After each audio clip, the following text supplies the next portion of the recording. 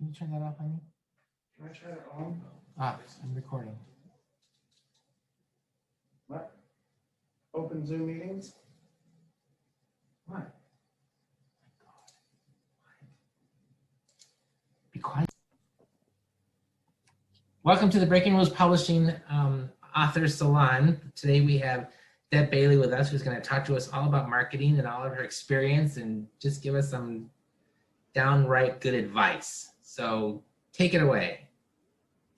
Thank you very much, Christopher. And well, I hope this is really good advice because it's been really hard to learn over the years, I don't mind saying. My first book was nonfiction that I wrote after I realized how much I hated corporate.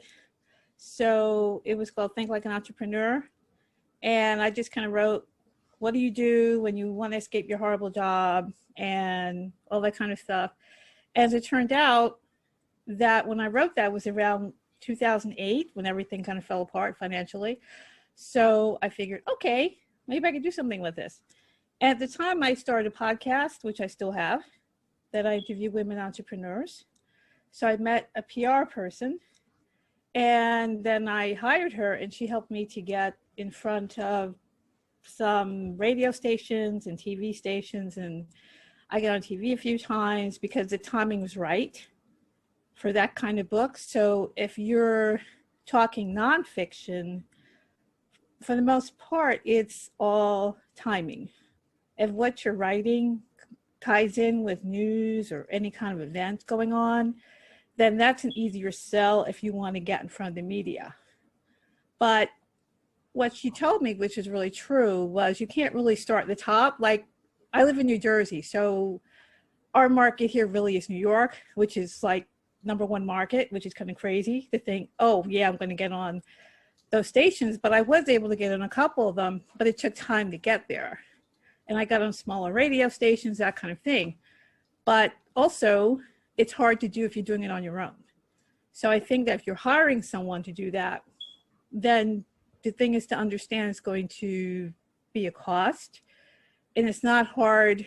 I shouldn't say it's not hard because it is in a way hard to do it even if you have someone helping you, because you really have to be prepared and have your materials together and all those kinds of things so that when you're contacted, you've got media kits, you know, you've got those things together.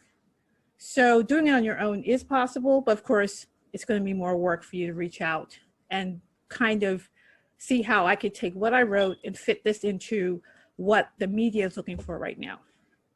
So from a nonfiction perspective, it really is a different thing. I mean, does everyone here write, what do you usually write, nonfiction or fiction or mix? Everyone here is fiction.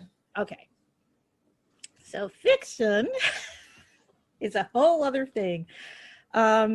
What I did when I started out after writing nonfiction, I wrote short stories for a tabloid that's long gone now called The Sun. And a friend of mine clued me in and she's like, they're paying $2,000 for short stories, which is a lot. It is a lot. So I was like, yay. So I write science fiction, paranormal, fantasy.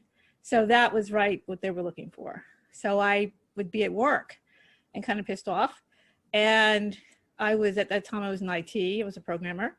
And I would just kind of sit there during lunch and write up a story and send it in. So I was very fortunate to have sold a few before they went away. But it kind of taught me about, okay, great, you have this success, but I realized that with short story markets, if you write literary particularly, those markets really aren't what they were, that you eventually are going to have to go into something longer. Novels, novellas, that kind of thing. So now it's like, uh-oh, I've never written this before. What am I going to do? So of course I went to a lot of conferences and learning all that stuff, and they're telling you, you need a platform. And you're like, what is that? Because the average writer starting out isn't thinking about that. And it's very intimidating. So when a lot of the agents and editors would say, we want people with platforms, everybody would groan because, you know, it seems like, how can I ever create this thing that they want? I just want to write. So what it really turns out to be now that I see years later is more that if you can show that you have marketed, that you know how to market, that you know how to put yourself out there, that you have some kind of a media kit, website, at least one social media account, that's what they're looking for. Because even if you're submitting to traditional publishers,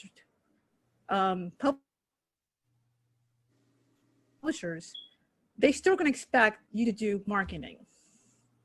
They're not really going to say, well, we'll do it all for you. They're still going to expect you to do it and do a lot of it. So I think that's something a lot of people don't realize that they have to do. Is everybody here published or?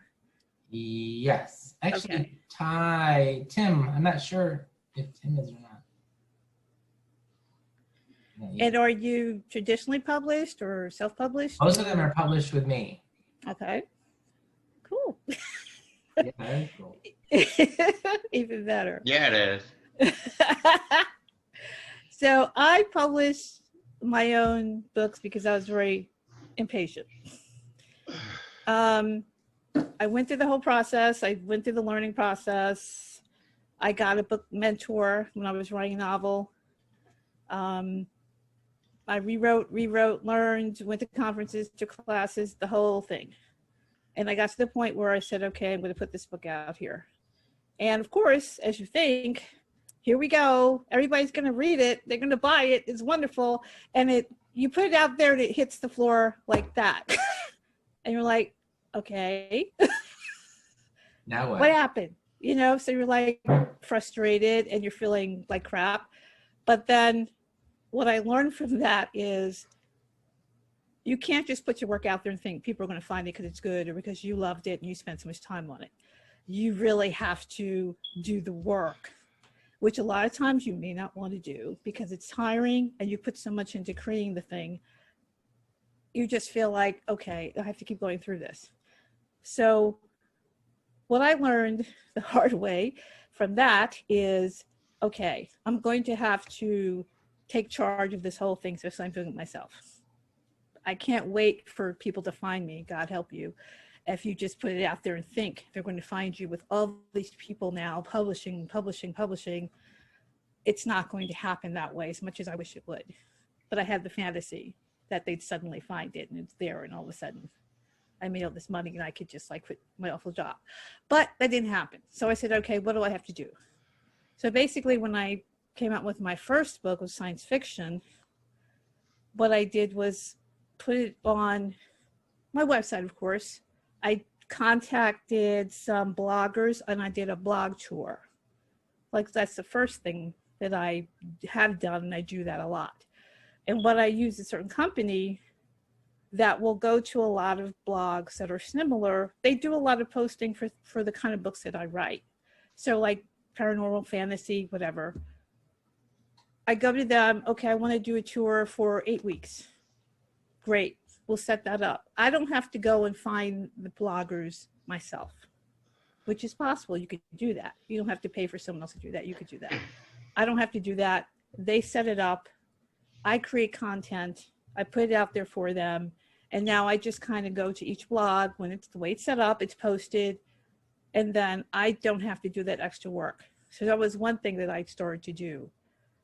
I'm doing that now for another book that I'm just putting out. But I found that a lot of people approach book tours or blog tours and think that instantly leads to sales, and it really usually doesn't. It's more to get your name out there and meet other bloggers, which I've met, who then may call me later and go, oh, I have a spot on my blog. Oh, we have a group we'd like you to join. Oh, I like to do this or that with you. So you never know the seeds that you're planting. Even if in that moment you feel like, okay, I'm just going through these motions, you never know the connection that you're making, reviews you may be getting that could be helpful for you, and all that kind of thing. So that's why I've used, blog tours usually for those books. And I find that it helps me to make connections with people I may not never have met. Another thing that people do, which I haven't done, is connect a lot with influencers online, on YouTube, on Instagram, and have them do reviews and that kind of thing. So I haven't done that myself because I have a podcast, and a lot of times I can put my own things out there, but I know they're very popular depending on the genre. And that's always a good way, again, to make that connection, because now everything is about influencing and influencers and all this kind of thing. So it's something I think that a lot of people don't always do for whatever reason, or maybe they're not aware of it, or they're not really comfortable approaching them, because they do get a lot of people. But still, if it's in your genre, I think it's worthwhile to make that connection. And also, how's everybody with their social media? Do you have a lot of different platforms that you use, or you use one, or? Go ahead. We have quite a few, and we are trying to utilize them at our best, but I think we're missing our mark in honing it. And that's where our focus is right now, is trying to make a better splash, I guess, to come across, because we have a lot of platforms that are underutilized, and we really want to bring more people into it and make it a collaborative kind of effort. And I know I'm speaking for Christopher on this, and I may or may not be allowed to, but the notion is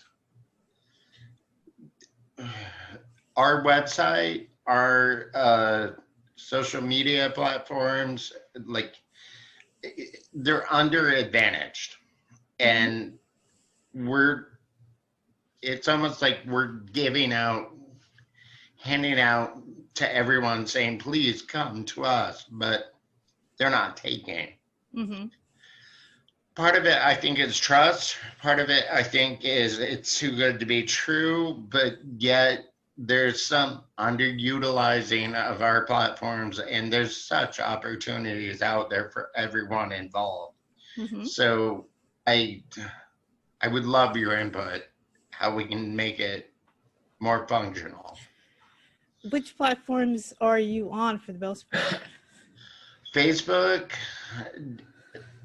between Christopher's personal page, the Breaking Rules pages, there's 7 different Facebook pages with Breaking Rules, Someday, Puppy Cat Press, my personal pages, and the author pages. We're on Facebook about 127 different platforms. Instagram, Twitter, it's a little bit more scattered. There's not really a unified presence. So, and then we're trying to break into,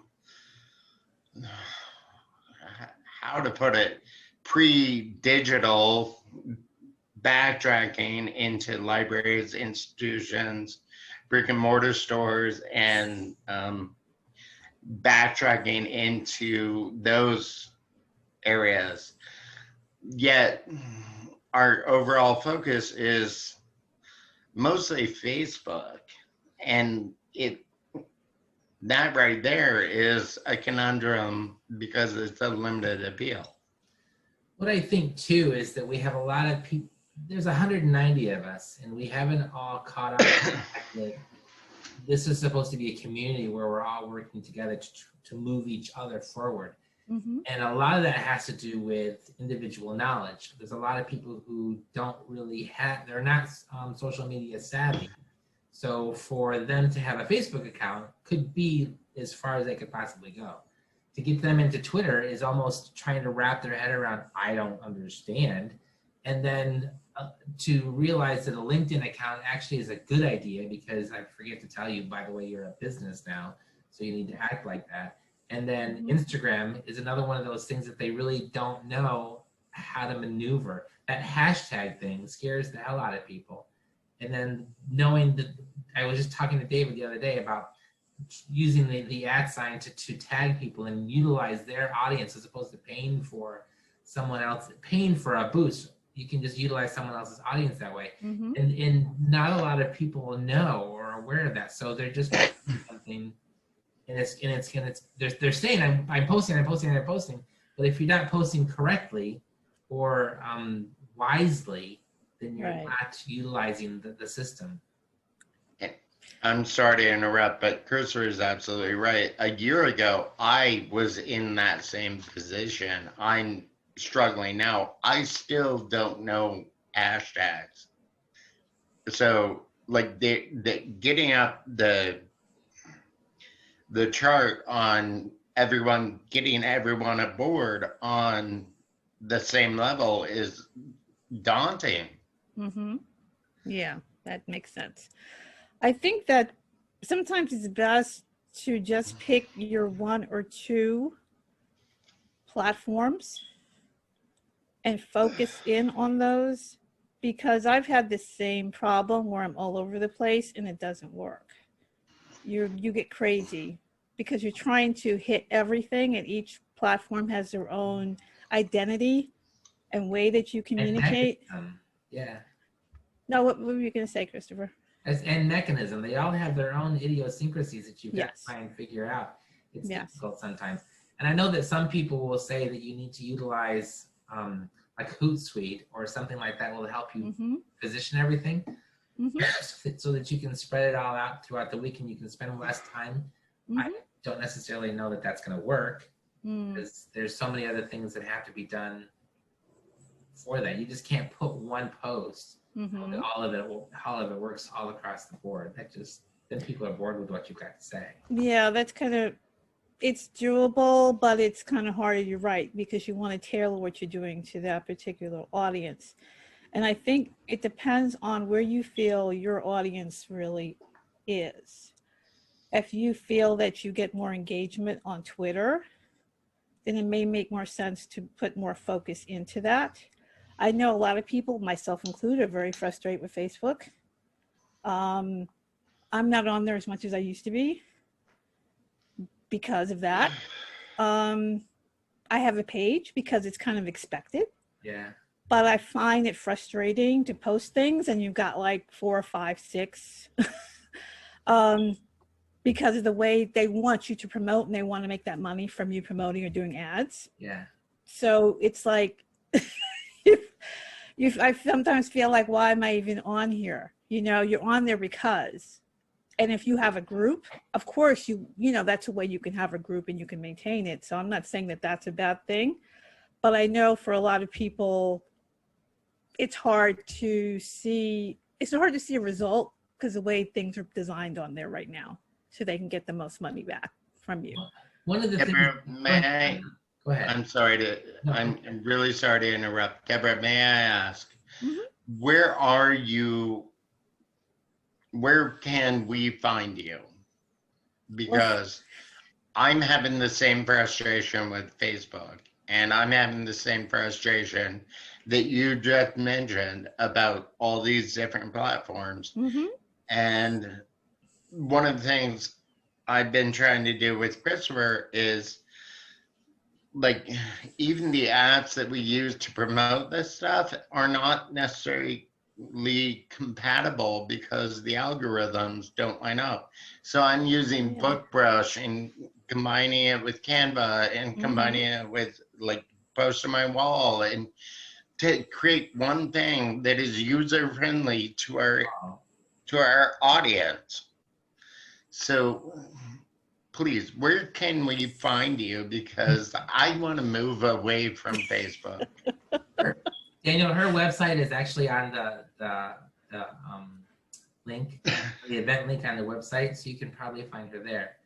I can barely find the event link. You go on the website and it says events right there. Do you remember the conversation we had the other night? Yeah. I'll show you where it is. You can send it directly to an email. How about that? My point is still, Deborah, where are you located? Where can we find you? Well, my website is dbaileycoach.com/brightbooks. Thank you. Write that down. Deborah, Advertise yourself. there you go. One of the things I tell everybody when we have these things is that if you're going to utilize social media and you're going to use it, then you actually have to be social on it. And True. you have to, if you only have 6 people who are responding to your post and all of them are likes, you have to call them out. You have to find out who they are, and you have to see why they liked it, and you have to say thanks for liking this page or thanks for liking this post. What did you like about it? You have to engage them in order for them to continue to come back, so that they can actually see what you're posting to say, Yes. oh yeah, he's got a book, I need to read that. Otherwise, all you're doing is you're just posting and it's just digital space, and that's of no use.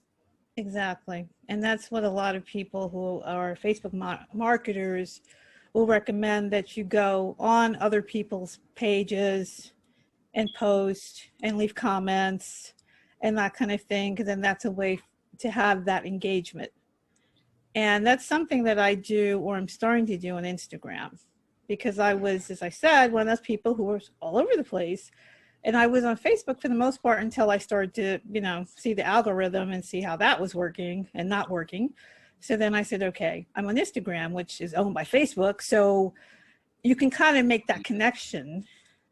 If you have an Instagram business account, you can kind of go back and forth, or you can post things on both. I don't know if you can do it with the regular Instagram account anymore. You can. But I know with the business one, you can post on both. So it is a way to maintain that connection. If you don't want to, you don't want to just, throw Facebook away, so to speak, but you can still have that connection to it and what you post on it. But I find that right now I'm spending more time on Instagram, and what they do is when you post, if you have to get X amount of engagements before they show it to more people. You may have, I don't know, 500 people, but they're only going to show it to a fraction of that until you get more engagement, and then they'll show it to more people. So in a sense, you're still not getting in front of the people that you think you are at first. Well, I think that most social medias are that way, aren't they? I mean, I was told it's like 15 to 16% of your population that you have are the only ones who are actually going to see what you're posting.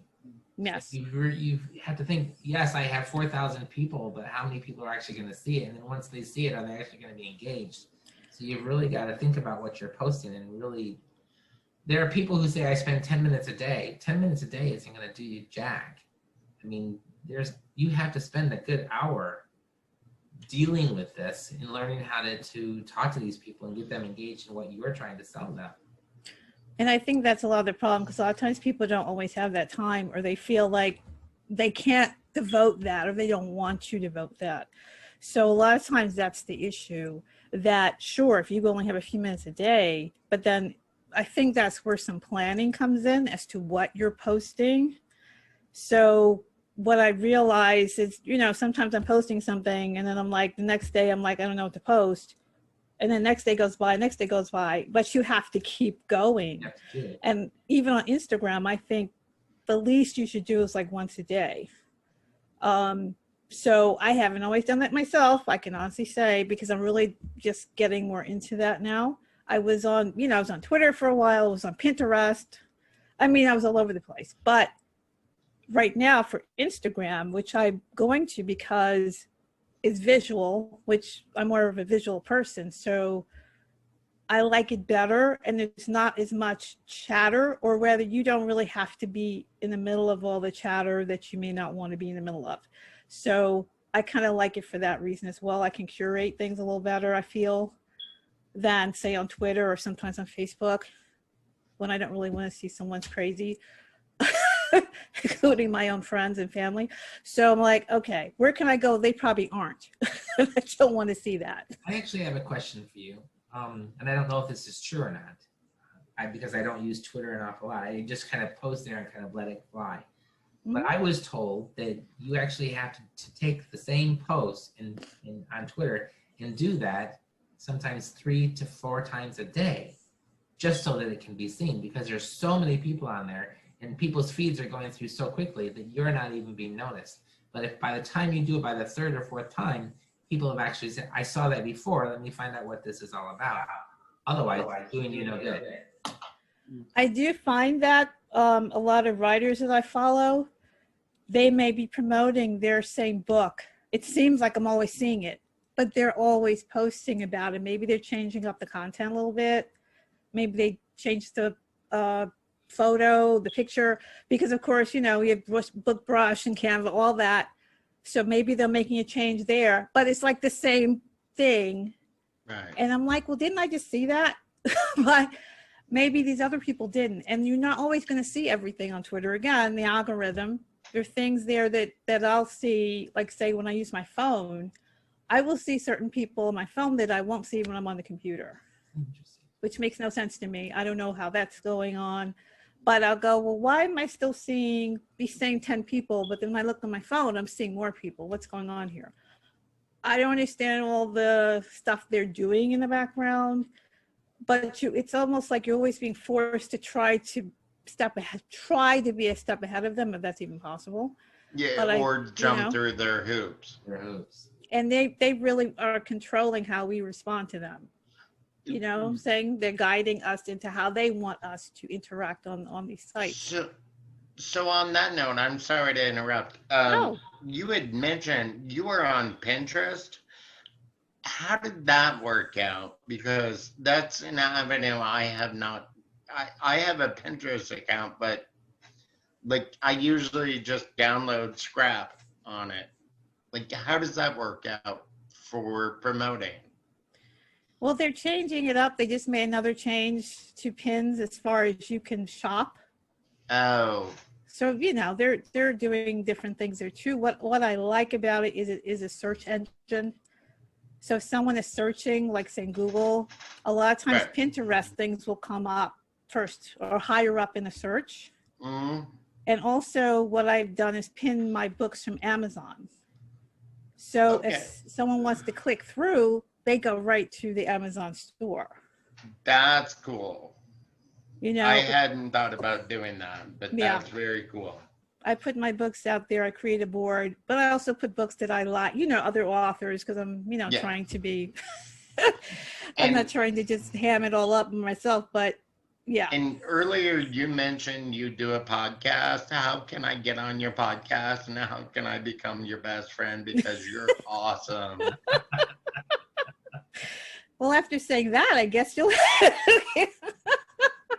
Puppy dog, guys. All you have to do is send me an email.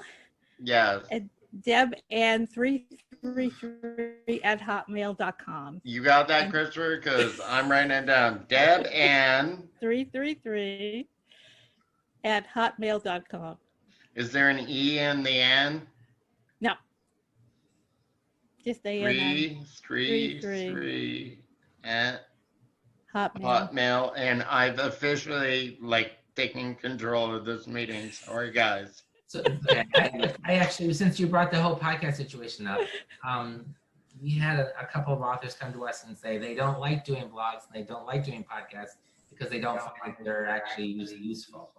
Do you? You just said that your blogs are not necessarily for selling books, but for more of a networking situation. Do you find that that's the same way for the podcasting situation?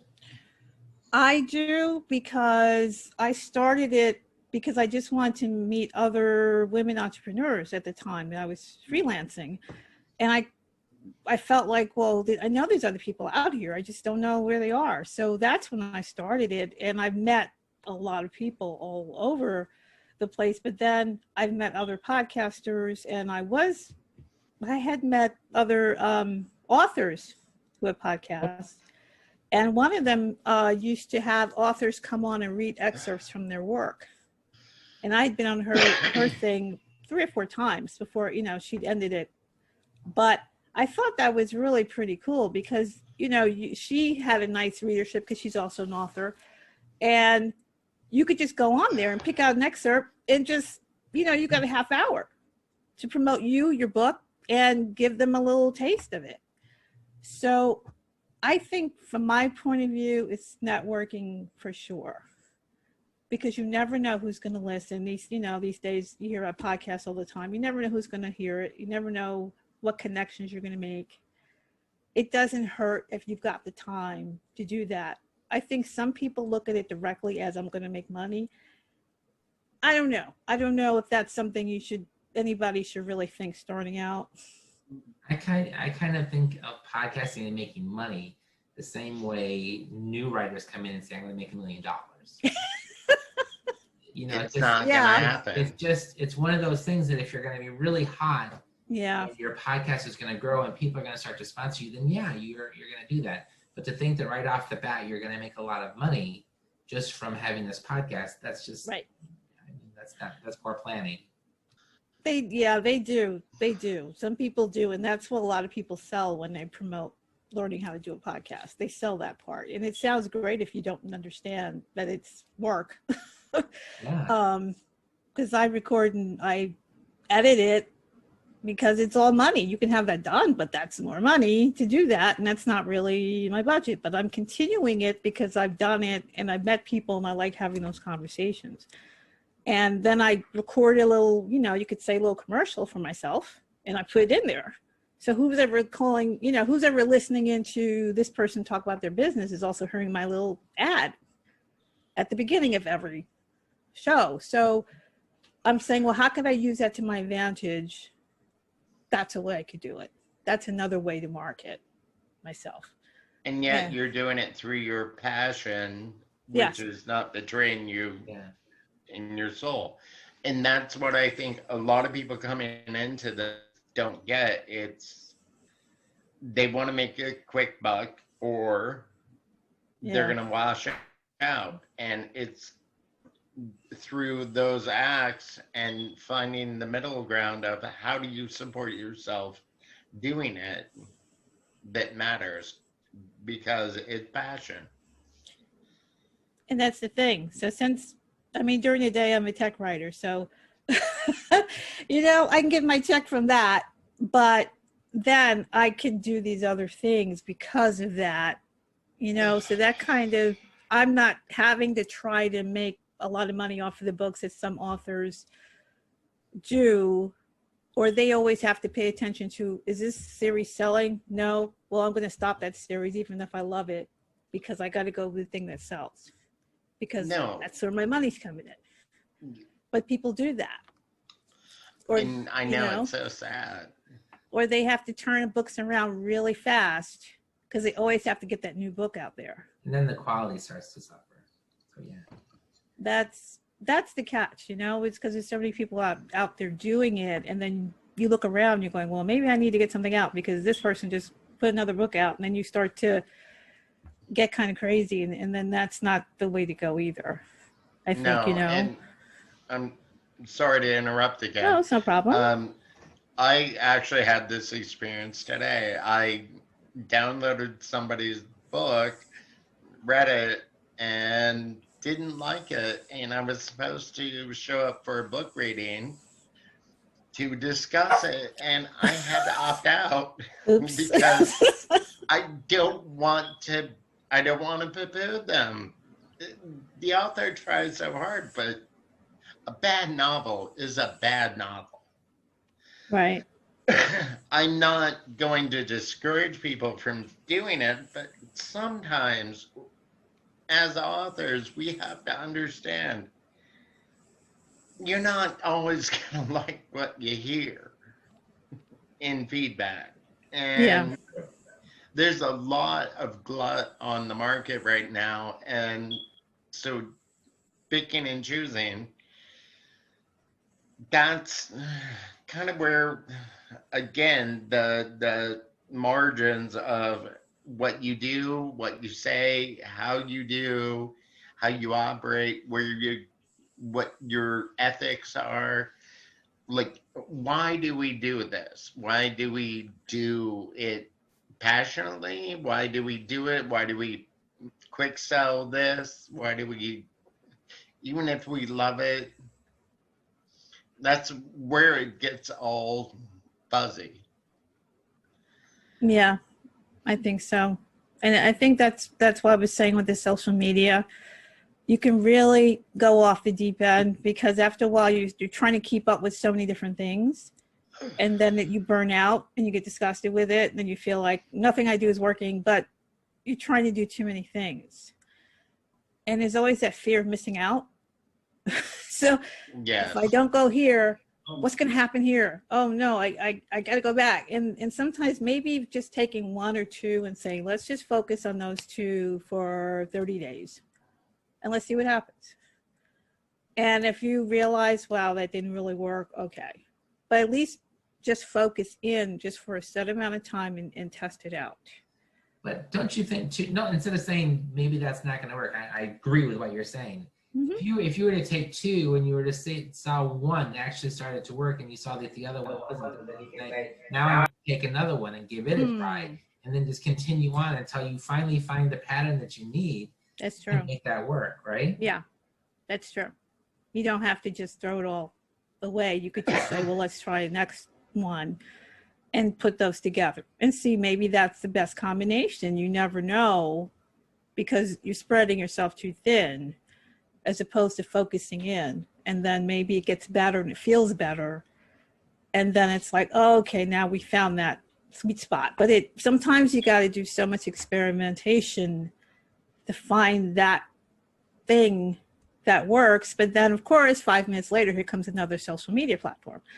And you know, I'm hearing about Clubhouse, I'm hearing about whatever. And I'm like, no. But that's where I think, yes, you're both absolutely right. But sometimes you need to take a step away to survey the whole scenery and look at this giant chessboard of what we're all doing and say, yes, I can focus on this, I can focus on this, I can focus on this.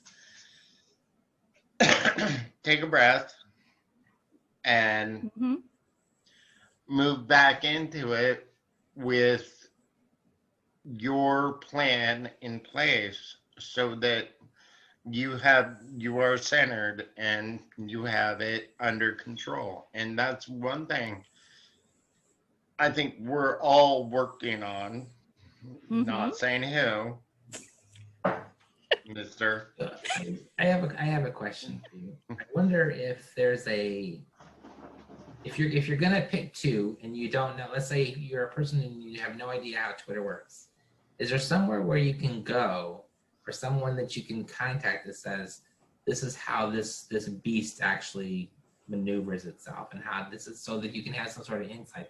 Because trying to figure it out, it could take you 30 days to try and figure it out and then still not have anything done. He said, I mean, there has to be someone who can teach you how to do this to kind of break that mold for you. Well, there's definitely like 101,000 million, social media content experts out there. And a lot of times, and I'm not sure, I just do a Google search. And often bloggers or people who are even marketers will have blog posts breaking down, oh, this is how this particular thing works, or here's an update to this, and this is how it works. A lot of times they can be very forthcoming before they're like, hey, now you got to pay me, for this big class. Well, there's so much information that's out there already that people have shared. So I would start there. So here's question number 2. Would it be easier just to say, I'm going to hire someone to do this for me and sure, don't have to worry about it? But yeah, I thought of that. How authentic is that going to be? I mean, if we hired someone to do this for us, that person is just going to post, there's going to be no relationship building. How is that all going to work? That depends, because I've thought about that myself, and I wonder sometimes how many people really are posting their own stuff and how many people aren't. And you may never know unless you know them. Yeah. So I think that's a lot of it too. Or some people, when they post, they'll put like their name or initials there, so it's them and not their people. Mm-hmm. For my podcast, I have a VA who posts tweets on Twitter like once or twice a day. And she's great with taking the biography and putting together different little teasers and putting it out there. Because I'm like, look, well, there's only so much I could do. And we've been working together for years. So I'm like, here's the bio, here's the links, off you go. And she puts it out there for me, and I've checked, and it's great. And she pulls it together in ways that I probably couldn't, because I'd be sitting there kind of like, oh my God, what am I going to put, but she just does it. So even if you hire someone, you hire a VA or someone, or a social media person, you can always say, look, I want to see what you're doing, because it's got to be my voice. So it can't be something you decide, I should say. What are you saying? And really, if they're good, you should be able to work with them to produce what you want in your voice. And, a lot of them are big on, we've got to have the brand colors and the fonts and the this and the that and the graphics. So they're going to do the whole thing. It depends on, of course, if you're interested in all that, or if you just want someone who's really just going to take your voice and your words and how you want to present yourself and then put that together. So I think it's a matter of how much you want. And there's definitely someone out there at every step. For you. And as someone who is trying to take over his company, I feel the need to insert this. Someone who has his best interests at heart, because he cannot be in all places at once. And if he hires somebody to act as a marketer to represent that company goal, they have to have the same ethics and integrity. Mm-hmm. And that is hard to find in any industry right now.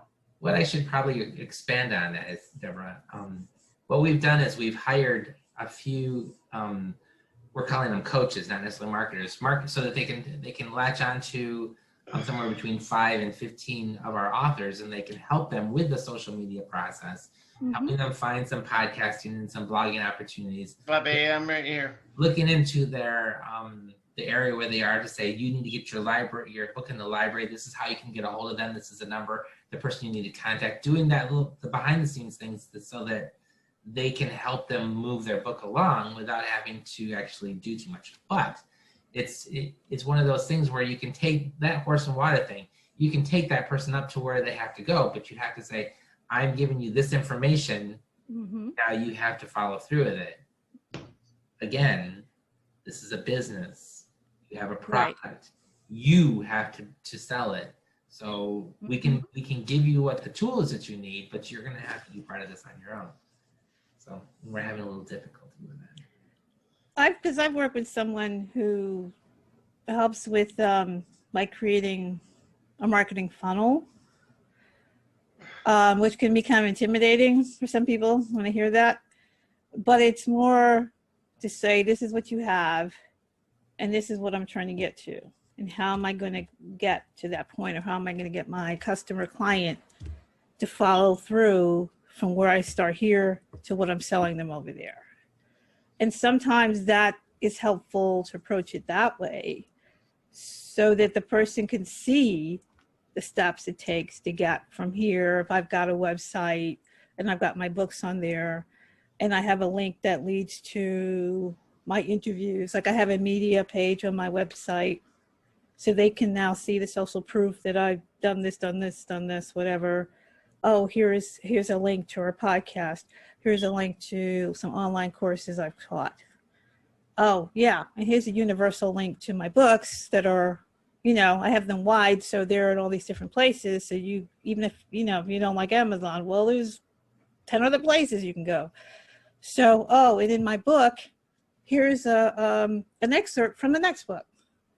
So, I'm already getting you to realize there's another one coming, and here's an excerpt.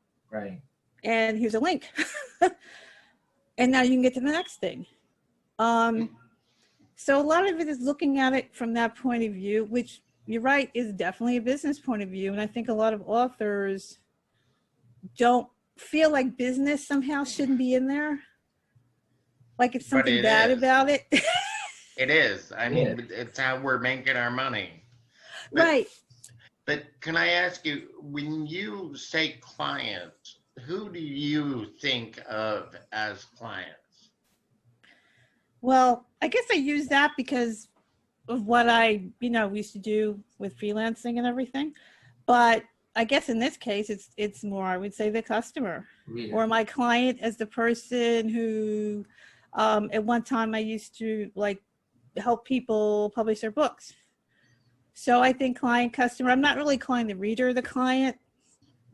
Are you more like, are you more like selling your work to people to read it, or are you still doing some of those ad hoc like pieces that you've been doing?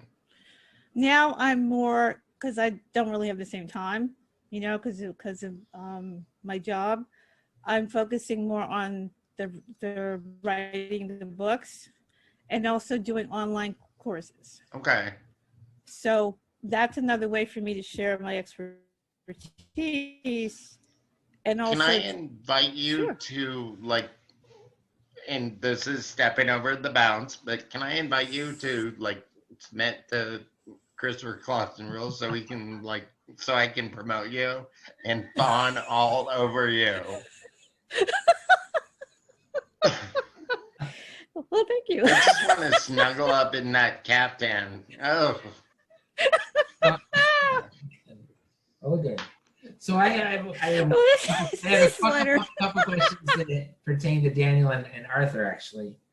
wait, what? I said I have a Repeat. question to you, not to you, but for you and for Arthur. Both of them have series that they're doing. I had listened to a webinar of this guy, and he has these couple series that he does. And the reason why he does a series is because if someone sees him and they read book number 5, and then they have to say, oh, now I have to find out what happened before. So now he has 4 of the books that they've got to read, and then the 5 other books that they have to read after. So he's got something that's continual. Do you think that that's a good idea? Do you think that each book should be separate? What is your thought process with that? Well, when I first heard that people, authors, publishers, whatever, they push that series are preferred. It's always good if you already got the reader to pull them along. Yeah. But then I hear that, well, you don't get as many readers for your second book as your first, which makes no sense to me. So I'm like, well, then what's the point of having the series if it's contradictory? So I'm not really sure how those two things meet. But I think from a writer's point of view, a series helps because you don't have to recreate another world. You create characters that people know, and if they enjoy them, they want to read about them again. I'm going to interrupt only because I'm in a place where this affects me. I approached Christopher. I did a standalone novel that I wanted to make a series. Then I approached him. He put out the first of a series. It's a book of 4. The last one's coming out. I signed the contract today. It's coming out soon. As a writer, it is taking years, and it is just like, it's like giving birth to a child. It is so fundamentally that I wanted this in the world. Mm-hmm. Yet, the sad market reality is my sales are in the dumpster. Like they're a prom night dumpster baby right now, because I cannot even get people to sign up because it's a niche market. It's very specific literature that I haven't quite wrapped my brain around how to market it. The series is complete. So should I market it as a series of fantasy fiction or the individual books? Because I don't want to piss off the 2, maybe 3 people that like it for what it is. Or do I want to like get to the whole series? So I'm at a loss on all of that. So the ones who like it, how'd they find you? I force them to read it. And they had to pull the thesaurus out on the first page. So what Daniel's issue is, Daniel has written this series of, he's put this series of books out in the middle of a pandemic. Daniel can't go to a bookstore, he can't go to a library, and he can't go to the people who are going to want to read this. He has to find them in a different way. And now there's the challenge, just like we were talking with social media, trying to find that niche of people who are going to follow you. Daniel has taken this is my niche of people, because mine is a little bit broader than his, to this. So he needs to find this group of people, and that's going to be a little bit harder for you. That's and when you consider that you're independent, you can't do these things, you're going to have to be a little bit more creative on how you try and find those people and pull them out. And that's a very clear way of stating it. Thank you. So are there possibly podcasts of people who deal with this niche? I've done, well, aside from the Breaking Rules, I've done 2 other podcasts, and I'm trying to link up with more. I'll give you a breakdown. It's a queer, pagan-based, unapologetic fantasy romance fiction that not really a lot, like it doesn't even play into any tropes.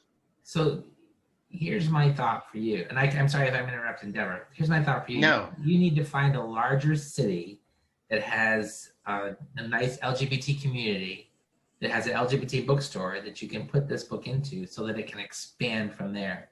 St. Petersburg. I tell them all the time the story. When I first started, I had this, my first book. I was in New York City. I had no idea what I was doing, and I bought 100 books and I put it on the subway so that people could pick it up and read it. And from there, it just kind of grew. You just have to find that place where people are, so they'll pick it up, and then it will grow from there. Expecting it to be released all over the world or all over and then have people find it like that is just, you have to find your niche, and sooner or later people are going to pick your book up. And the sad reality is I'm in central Indiana, which there is none of that. So then that kind of leaves you a lot with the online world right now. Right now, yeah. Yeah. So as far as podcasts, bloggers, any bloggers that specialize in fantasy? A few, but even them kind of suck, because I'm running into that whole notion that I think a lot of writers are running into of, I say I'm gonna do something and then I don't follow through with it. And that kind of gets a little bit tiresome, because then you feel like you're chasing your tail the whole time. So what about making a list, which is what I have to do? I'm going to, this week or this month, however your time is, I'm going to find X amount of bloggers or booktubers or podcasts that may be a fit for what I do. I have lists. I have But lists. do you out check the your ass. list when you? I have lists. Because I have to write things down or I don't. So I'm not saying that not knowing how that feels. It's frustrating. It really does get frustrating. Don't like, and I'm not saying I'm gonna give up. I'm just trying to find the people. Like, in we have found some of the people. Mm-hmm. In fact, we scooped some of them up. Matthew Harms. Yeah. We got him, and I'm gonna use him like he's a not like a useristic, manipulative, but he is a rising star in the blog community. He is gonna be a superstar. We love it. So he is an asset to us, and the fact that we were able to get him on board with the collaborative effort, that's a big thing. Yeah, that's important. I want to reach out to other podcasters, and I've met so many decent people, but really, when they say they're going to do something and they don't, that's And move on to the next one. That's why if you have a nice list, you move on to the next. And you set a time, I'm going to contact X amount of people, next amount of time. Okay, next. Because out of that, someone, even if it's one person, is going to respond. And you're ahead of the game because you got to that one. And then, okay, I'm going to move on to the next. Because everybody's not going to follow through. You're going to reach out to them and you won't hear back. And then that adds to your frustration because you feel like, well, this is a rejection and what happened and what's going on. But it is a slog. It's a slog to do that, to go through that, trying to find your people because they're there. I'm sure they're there, but they don't know that you're there. True. That's the thing. Don't look at it as they're not there. They're there, but you guys have to line up. That's really what it is. So that's also very true. And I still want to be on your blogcast because I want to snuggle in with that caftan. Okay, I have a final question for you. When you're writing and you're doing your marketing, do you have a set thing like on Monday and Wednesday and Friday I'm going to write, and then on Tuesday and Thursday I'm going to do my marketing? And when I'm doing my marketing on Tuesday and Thursday, this is what I'm going to do. I have a list and I'm going to talk to these people and I'm going to get all the podcasts lined up so that I speak to them on Thursday because those are my marketing days. Do you do something like that? No. Okay. I should do something like that, to be honest with you, but that would be my ideal. But for instance, like with the podcast, that was your ideal? That's my ideal if I get to that. For instance, the podcast, I can only do 2 or 3 per month. I don't have time. I used to do a lot more when I didn't have the full time. So I'm like, I can only do this much. This is it.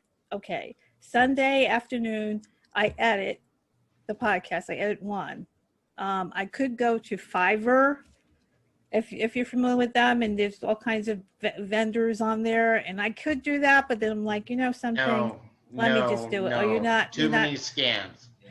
Too Well, many scams. You got to be careful. True. But I just do it because I'm not heavily editing, so I just do it. I said Sunday afternoon, it's done. I post it on Wednesday, so it's just creating a system for myself, which I don't always stick to because I'm one of those people who's like, oh, squirrel, let me go here, let me go there. So I really have to work with myself. So all the advice I'm giving is stuff I know is not easy, but that's why I write things down. And that's why, I go on Canva and I might do that on the weekend and put together some Instagram posts or stories, and I have it.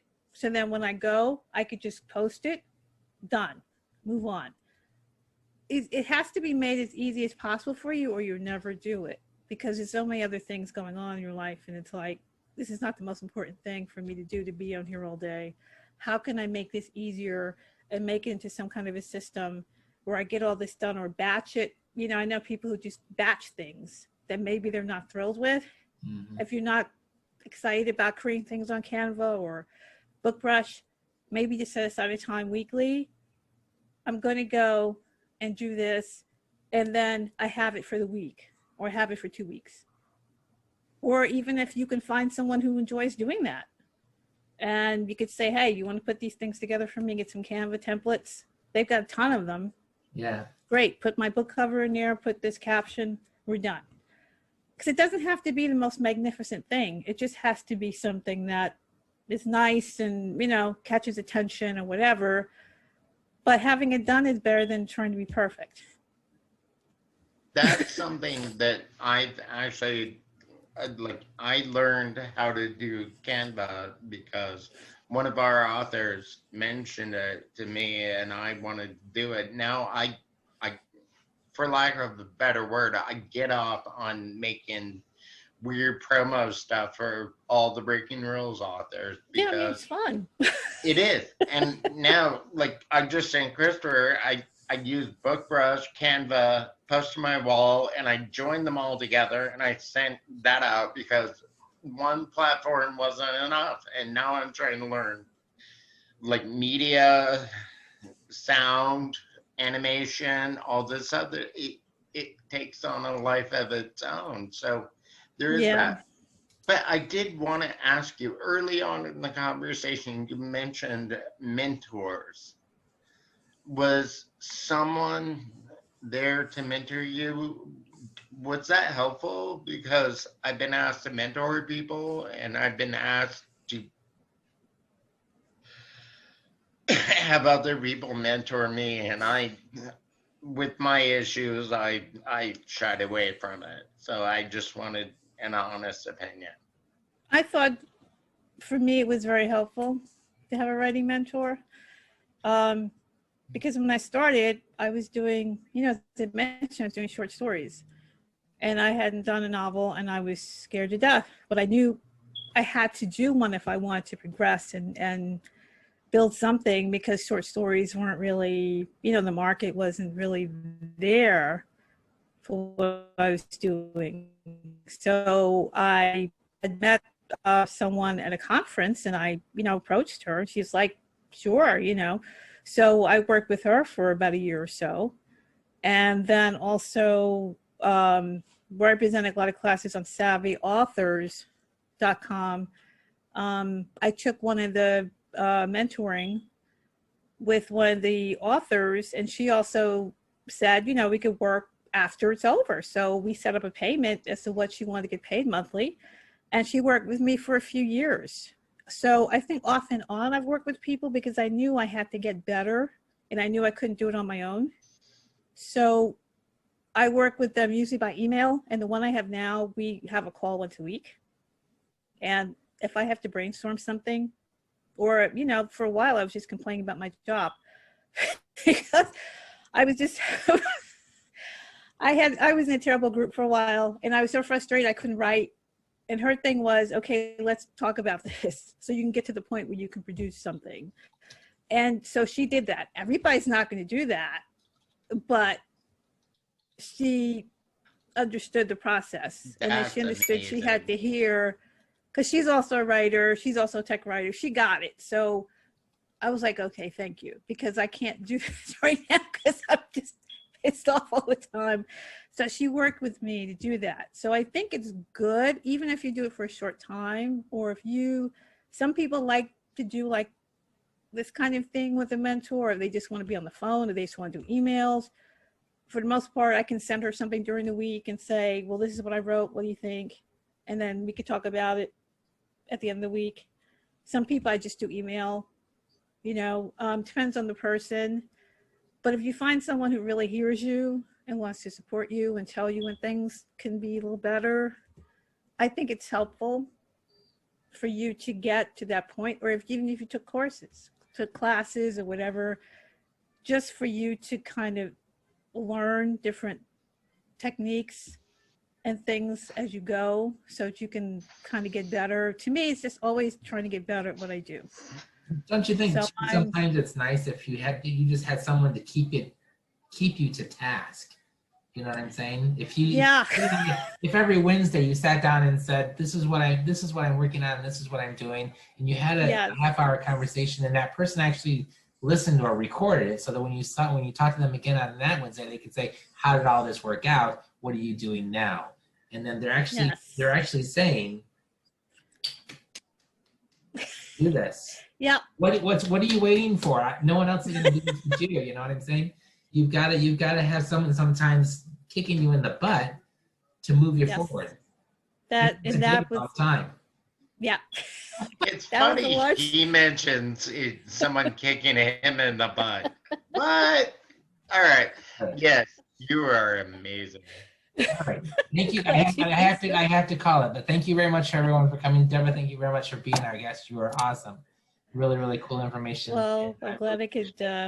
Deborah, I want to become your biggest fan, and I'm gonna take the last word before he cuts us off.